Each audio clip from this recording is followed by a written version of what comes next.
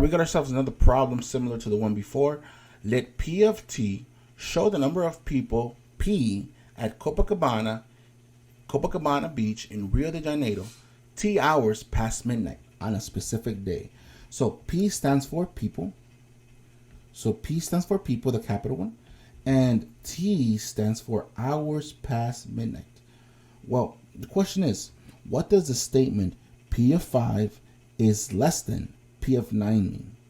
Well, to understand this, guys, again, we have to create our function bracket or our function drawing to understand what each thing represents.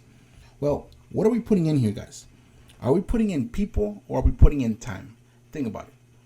Well, can you say, let me tell you this. Can you say, if I tell you there's 500 people at the beach, can you tell me what time it is? Or if I tell you the time, can you tell me there's going to be 500 or 400 people, depending on the time? Usually, it's always the time. It's always the time. That's what you're inputting.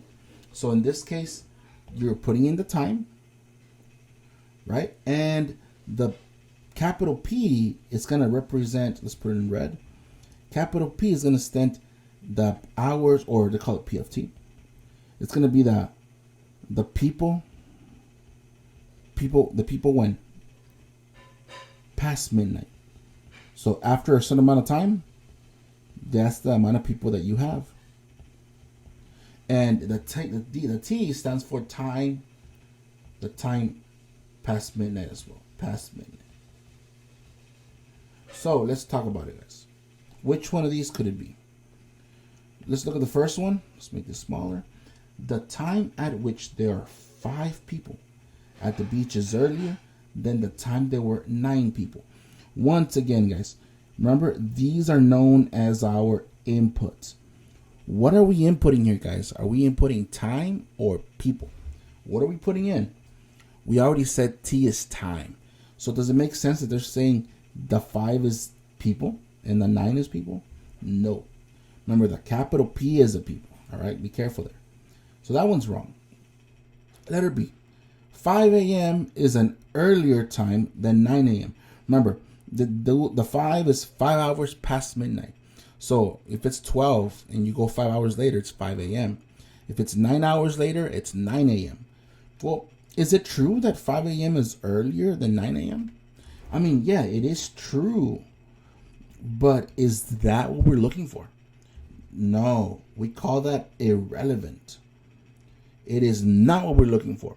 We're not just finding about the time, which is a bigger time. We're finding how many more people are there in a specific time. So now let's look at letter C. So we don't want this one. There were more people at the beach at 9 a.m. than there were at 5 a.m. Well, is that true? Look, at P of 5, is less than. So the people at 5 a.m. was less than the people at 9 a.m. Well, I think that is true. And wouldn't that make sense, guys? At 5 a.m., yeah, there might be some people, but not everybody's awake at that time. It's at 9 a.m. where the party really starts going. And this is how you start figuring these problems. Understand what's your input, what's your output, and then you can make some common sense from that.